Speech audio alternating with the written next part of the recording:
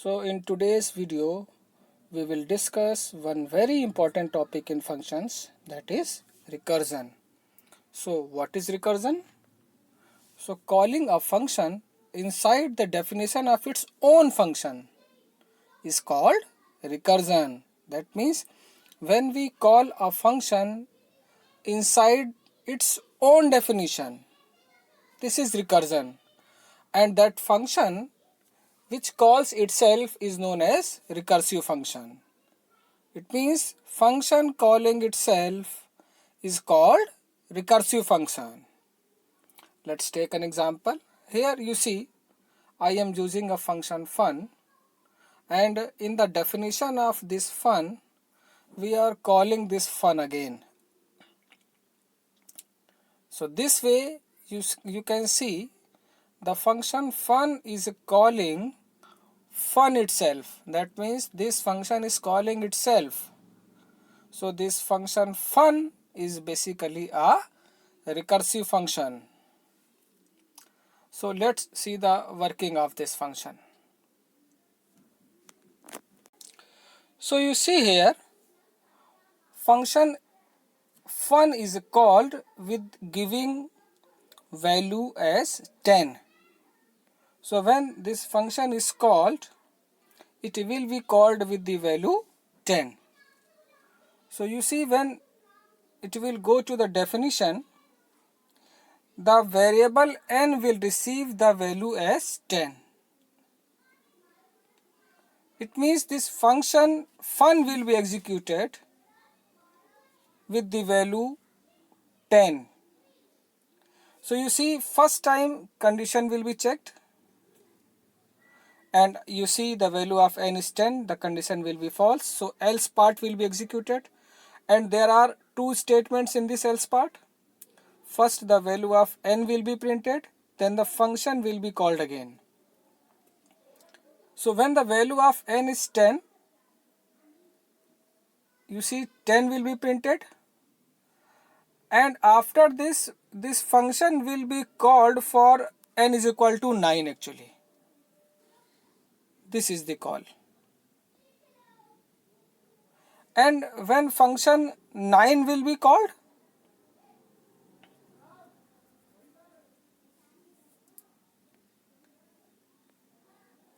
you see now the value of n will be 9.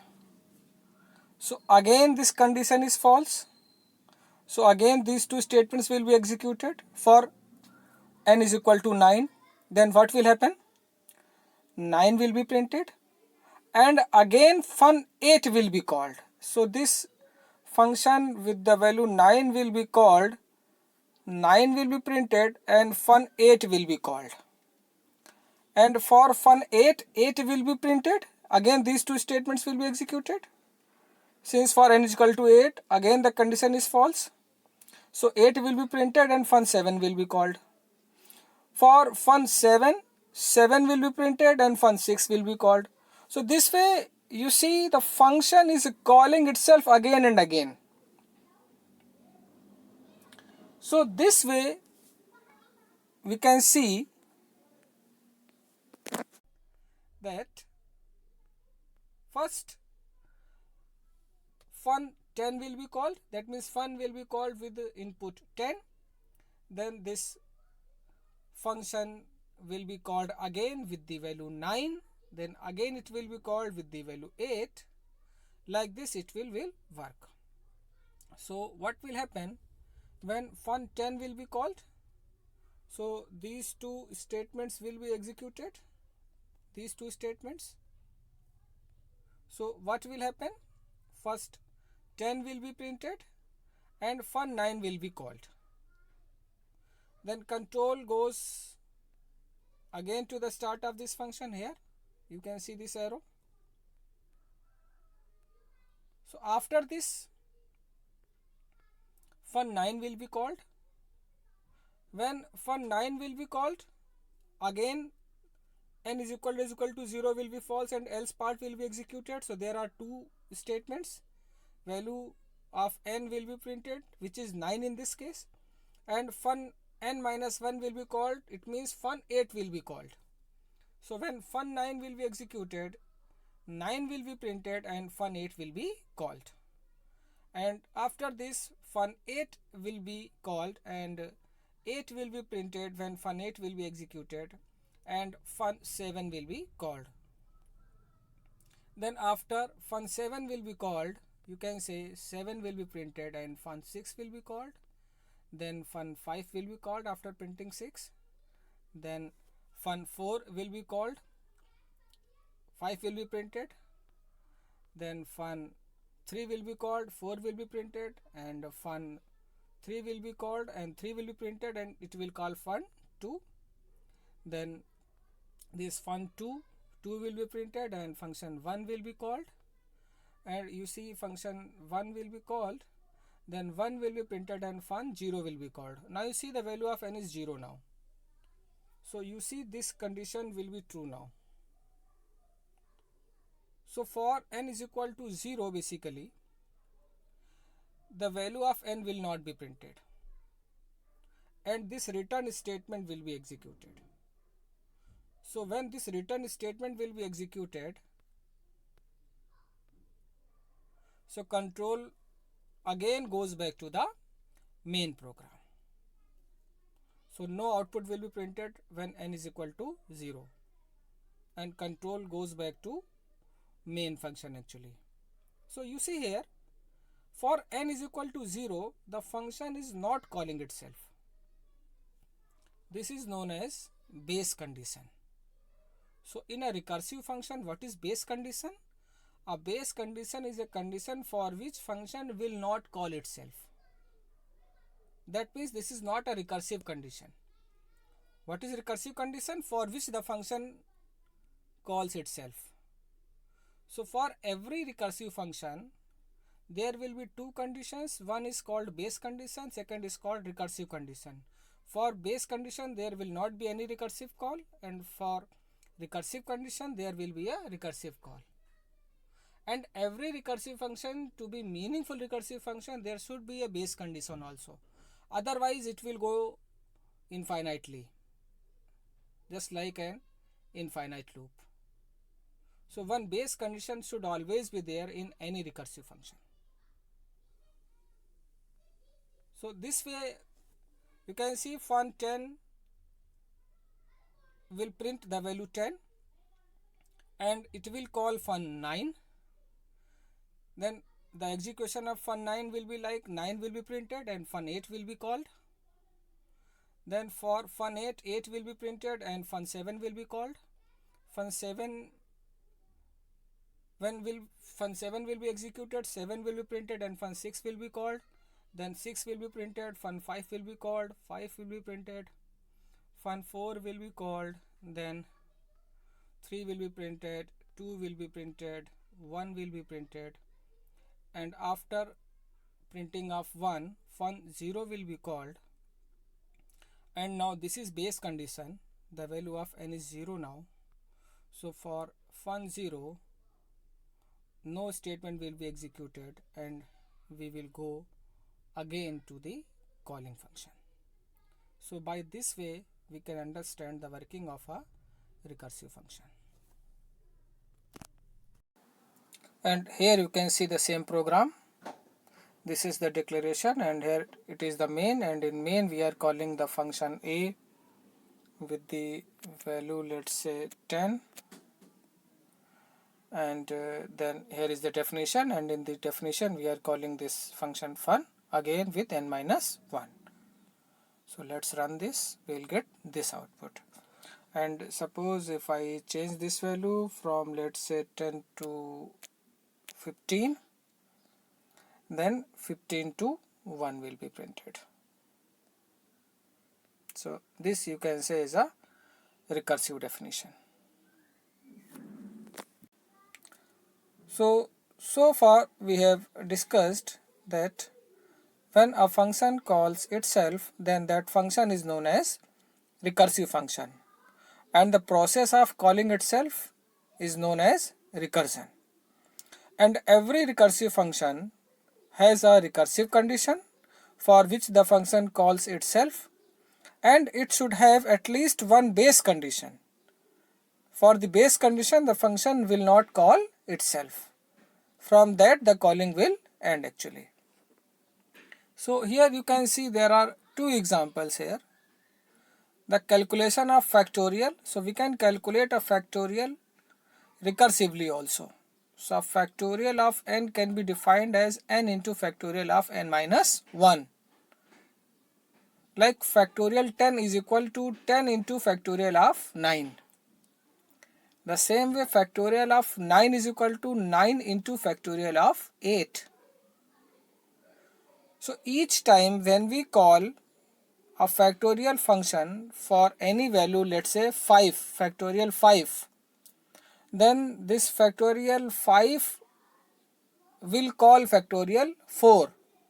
So factorial 5 will be equal to n into factorial of 4.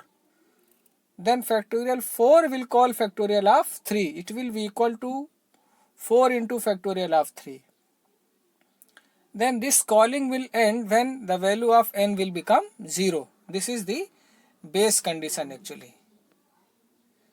So when we reach the base condition, and we know that factorial of 0 is what? Factorial of 0 is 1.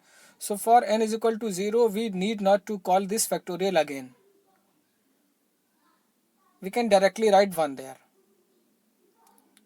So this is a recursive definition of factorial. The same way, you see, if we want to calculate m to the power n, then here the recursive definition is there. M into power of m comma n minus 1. You see, m to the power n is equal to m into m to the power n minus 1. Like 3 to the power 6 will be equal to 3 into 3 to the power 5. The same way for this, the base condition will be when the value of n is 0. Like for all number, if we calculate the power 0, we will get 1. So m to the power 0 will be equal to 1. So for this definition, this should be the base condition. So by this way you can see, in mathematics we can define so many problems, we can solve so many problems recursively by recursive definition. And this is the C function to define the calculation of factorial. Here you see, this is the base condition. So when the value of n is equal to 0, that means the factorial 0, it will be equal to 1. So we will return the value 1. And when it is not so, it is greater than 0, then we will use the recursive definition, recursive call. Then factorial of n will be equal to n into factorial of n minus 1. So here you can see that factorial n minus 1 is written. That means this will go again to this definition with the value n minus 1. So when, if we will call factorial of 5, the factorial of 5 will call factorial of 4. Then factorial 4 will call factorial of 3. Then 3 will call factorial 2, factorial 2 will call factorial 1, and factorial 1 will call factorial 0. So when n will be 0, 1 will be returned. Then the values of factorial 1, 2, 3, 4 and 5 will be calculated. Like if we will call this factorial function with n is equal to, let's say, 4, then this factorial 4 will be equal to 4 into factorial of 3. So factorial 3 will be called. And then factorial 3 will be equal to 3 into factorial of 2. So factorial 2 will be called. Factorial 2 will be equal to 2 into factorial of 1. Then factorial 1 will be called. This factorial 1 will be equal to 1 into factorial of 0. So factorial 0 will be called, and factorial 0 will be equal to 1. So 1 will be returned. That means factorial 0 will be calculated and it will be equal to 1. So we will get 1. Then after the calculation of factorial 0, this 1 will be get and then factorial 1 will be calculated, which will be equal to 1 into factorial 0. So now factorial 0 is calculated, which is equal to 1. So factorial 1 will be calculated as 1 into 1, so 1 will be there. Then factorial of 2 will be calculated, it will be equal to 2 into factorial of 1. Now we got the value of factorial 1, which is 1. So factorial 2 will be equal to 2 into 1, that is 2. Then factorial 3 will be calculated and it will be equal to 3 into factorial of 2, that is 2. 3 into 2, 6. Then factorial 4 will be calculated and it will be equal to 6 into 4, that is 24. So by this way factorial of 4 will be calculated. And the program for this is very simple. We will take a function int factorial int, so it will take an integer as input, the number for which we need to calculate the factorial, and it will return an integer also which will be equal to the factorial of that number. And in main function we will call the factorial function with the value which can be scanned by user, and we will just pass this value to call this function. So factorial x will be called and the return value will be stored in variable f. The definition is very simple. If n is equal to 0, it will give 1, otherwise it will give n into factorial of n minus 1. So by this way we can make this program. So here is the same program, the declaration and then definition of main, and in main we are calling this factorial function by passing the value of x. The value of x can be taken from user, and here is the definition, the recursive definition. So when we will run this program, it will ask a number. Let's say I give the value 5, so the factorial 5 will be equal to 120. Let's run it again. Say 6, so factorial 6 is equal to 720. So by this way you can see that we can make a C program in which we can use the definition of factorial as recursive definition. The same way we can define the function to calculate m to the power n. So here recursive definition is m into power of m comma n minus 1. So m to the power n is equal to m into m to the power n minus 1 actually. So here is the program. So we will take the power function, it will take two inputs, the value of x and the value of y, and it will return an integer, the value of x to the power y. So in main we will take two inputs x and y, we will call the function power with passing the values of x and y, and the return value will be stored in variable f. Here is the definition. So when n is equal to 0, it will return 1, that is the base condition, and otherwise it will return m into power of m comma n minus 1. And here is the same program. The power function is declared here. And then the main, in which we are passing two values x and y, and here is the recursive definition of this power function. So when we will run this program, we can give two numbers, the value of x and y. Say the value of x is 3, the value of y is 4, 3 to the power 4, it will be equal to 81. So if we will run again for different values, let's say the value of x is 2 and the value of y is, let's say, 5. So it will be equal to 32. 2 to the power 5 is equal to 32. So this is the recursive definition and this is the same program. Now let's discuss the next example, in which we want to print the terms of a Fibonacci series. The Fibonacci series is defined like every term is equal to the summation of previous two terms.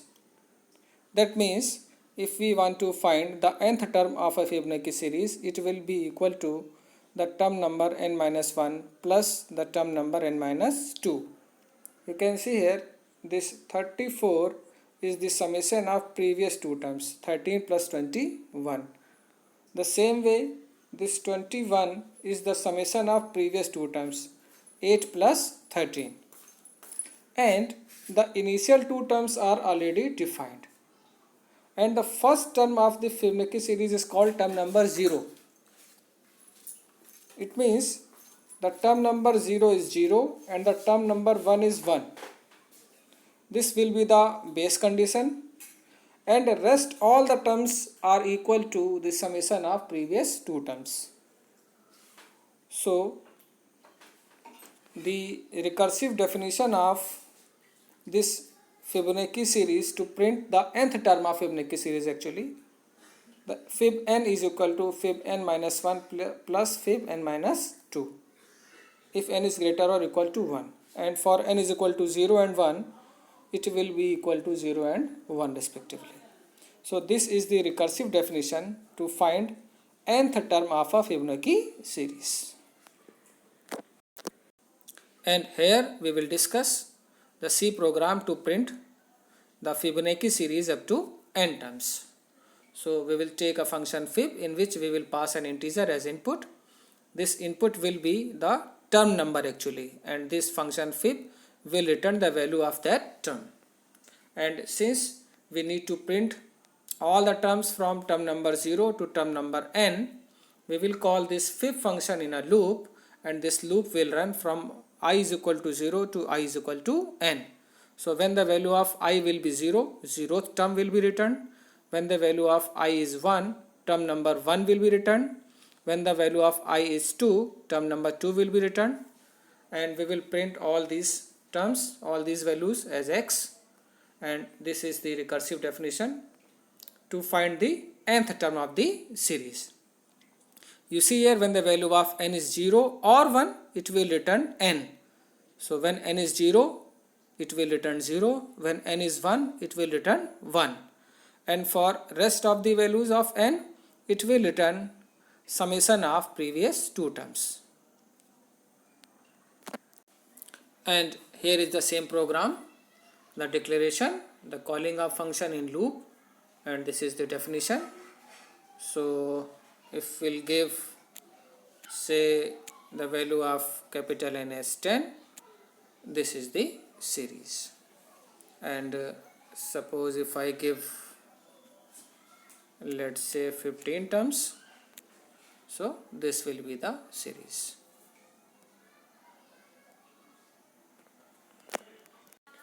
So with this, I hope you all are now able to understand the concept of recursion. Thank you.